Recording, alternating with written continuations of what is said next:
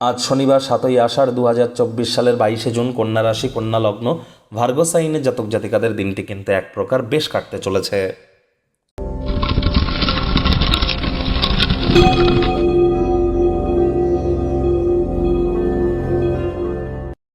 ভিডিওটির শুরুতেই আপনাদের সকলকে অম্বুবাচী বা অমাপতির হার্দিক শুভেচ্ছা ও অভিনন্দন রইল।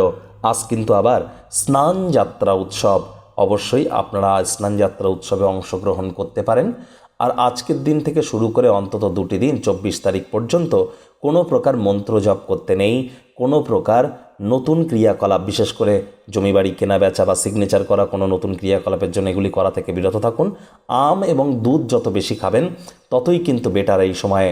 দেখুন বন্ধুরা, আপনার স্ক্রিনে দেখতে পাচ্ছেন শনিদেবের প্রণাম মন্ত্র। ওম নীলাঞ্জন চয়প্রক্ষং রবি সুতং মহাগ্রহম ছায়া গর্ভ সম্ভুতং তং নমামি শনিশ্চরম। এটিই আপনারা 108 বার সন্ধ্যাবেলার সময় জপ করুন, উপকৃত হবেন। শনি কিন্তু আর 8 দিন পরেই 30শে জুন বক্রী হতে চলেছে, যার ফলস্বরূপ আপনাদের রাশির উপরে কী প্রভাব পড়বে অলরেডি চ্যানেলে ভিডিও আপলোড করা হয়েছে। সময় সুযোগ বুঝে একবার দেখে বা শুনে নিতে ভুলবেন না। ভাগ্য মিটার আজ আপনাদের বলছে 8.5 আউট অফ 10 ভাগ্য আপনাদের অনুকূলেই থাকবে। পারিবারিক জীবন সম্পর্কে আপনাদেরকে একটু সাবধানতা অবলম্বন করেই চলতে হবে। শুভ সংখ্যা থাকছে 1, শুভ রং থাকবে কমলা বা সোনালী। আজকের দিনটিতে আপনারা খুবই সক্রিয় এবং চট্টপট্ট থাকতে চলেছেন। শরীর মনের পূর্ণ সমর্থন আপনারা পাবেন আজ কায়িক পরিশ্রম হলেও আপনারা কিন্তু নিজের শারীরিকভাবে উন্নতির কারণে আপনারা অনেক গুরুত্বপূর্ণ ক্রিয়াকলাপও সম্পূর্ণ করতে পারেন। যাতে দীর্ঘদিন ধরে আর্থিক সংকটের মধ্য দিয়ে যাচ্ছিলেন, কোনো না কোনো জায়গা থেকে অর্থের আগমন ঘটতেই পারে, যা আপনাদের জীবনে চলতে থাকা আর্থিক সমস্যা থেকে কিছুটা হলেও রিলিফ দেবে। নতুন উদ্যোগ পরিকল্পনার পাশাপাশি নতুন নির্মাণ কার্যের শুরুয়াতও আজ করা যেতেই পারে।